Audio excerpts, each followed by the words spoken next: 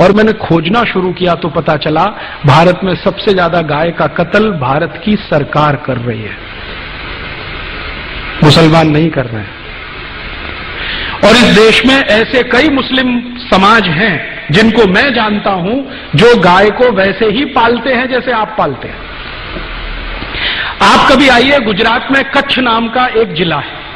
कच्छ जिले में एक नहीं सैकड़ों मुसलमान नहीं हजारों हैं जो गाय पालन करते हैं। गाय का दूध बेचते हैं, दूध में से दही बनाते हैं, दही से मक्खन निकालते हैं, मक्खन से घी बनाते हैं और बेचते हैं। आप राजस्थान में आइए, बीकानेर, जैसलमेर, बाड़मेर, ये तीनों जिलों में एक नहीं हजारों मुसलमान हैं जो गाय पालते हैं, गाय का दूध बेचते हैं, दूध में से मक्खन बनाते हैं, फिर घी बनाते हैं और धंधा करते हैं। राजस्थान का एक इलाका है अलवर, मेवात क्षेत्र कहते हैं। पूरा मेवात क्षेत्र जो है ना मुस्लिम समाज के भाइयों से डोमिनेटेड है। वहां एक नहीं सैकड़ों मुस्लिम भाई हैं जो गाय पालते हैं, गाय का दूध पीते हैं, गाय के दूध से दही बना के वैसा ही घी और बिजनेस करते हैं। मुसलमान गाय नहीं काटते।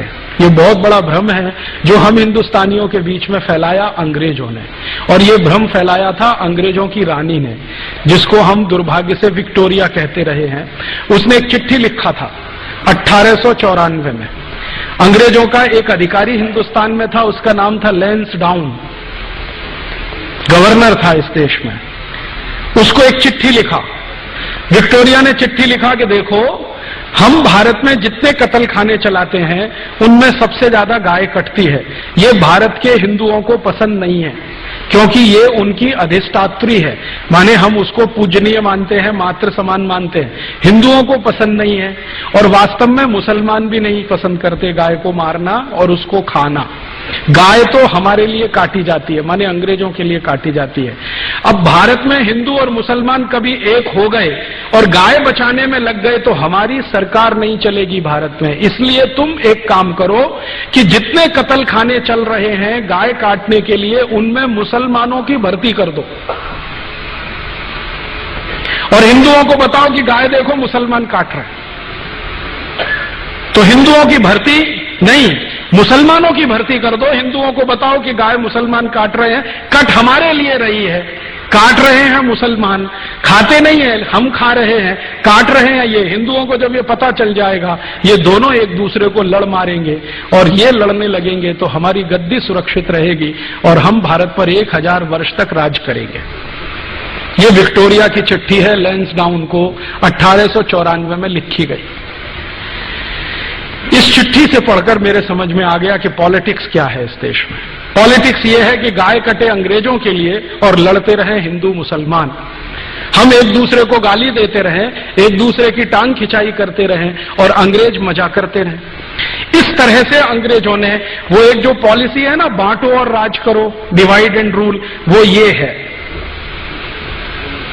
तो इस डिवाइड एंड रूल में हमको फंसाया, गाय को कटवाया और एक दो नहीं करोड़ों गाय को कटवाया इस देश में। एक कत्ल खाना जो कलकत्ता से शुरू हुआ, धीरे धीरे भारत के हर कैंट एरिया में फैल गया। 350 कैंट एरिया अंग्रेजों ने स्थापित किए, 350 कत्ल खाने बना दिए। गांधी जी इन्हीं की खिलाफत करते थे अंग्रेजों के जमाने में। गांधी जी को बार बार लगता था कि ये कत्ल खाने बंद होने चाहिए। और गांधी जी के पहले एक और बहुत महान व्यक्ति हुए इस देश में जिनको बहुत पीड़ा होती थी इन कत्ल खानों के चलने से। उनका नाम था स्वामी दयानंद सरस्वती, जिन्होंने आर्य समाज की स्थापना की। उन्होंने तो अपने जीते जी एक फौज तैयार कर दिया गोरक्षा के लिए। स्वामी दयानंद सरस्वती ने एक संगठन बना दिया जिसका नाम आर्य समाज, आज तक जीवित है। 125 वर्ष पुराना संगठन है, कांग्रेस से भी पुराना संगठन है। कांग्रेस जो राजनीतिक दल है ना, उससे पहले का ये आर्य समाज है। इसका एक ही काम था, गोरक्षा करना। और इस आर्य समाजी संगठन ने पूरे देश के नौजवानों को ऐसा चार्ज कर दिया था कि भारत के 7,32,000 गांवों में हर जगह गोरक्षा समिति बन गई थी। 1870 से ये शुरू हुआ और 1894 में आकर ये आंदोलन अपने सबसे उच्चतम शिखर पर था। और 94 में जब ये आंदोलन उच्चतम शिखर पर था तो भारत के हिंदू, मुसलमान, सिख, ईसाई, जैन, पारसी, बौद्ध सब मिलकर गोरक्षा में लगे हुए थे। और अंग्रेजों के सामने एक प्रश्न खड़ा कर दिया था कि एक भी गाय कटेगी तो अंग्रेजों की खैर नहीं। तो अंग्रेज घबरा गए थे। इसी घबराहट में रानी ने चिट्ठी लिखी थी 1894 में कि अगर इस आंदोलन को तोड़ना है, हिंदू मुसलमानों को लड़ाना है, तो तुम ये काम करो कि सारे कत्ल खानों में मुसलमानों की भर्ती करो और हिंदुओं को बताओ कि गाय ये काट रहे हैं। और जब ये खबर अंग्रेजों ने फैलाई, उसके बाद इस देश में हिंदू मुसलमानों के दंगे शुरू हो गए।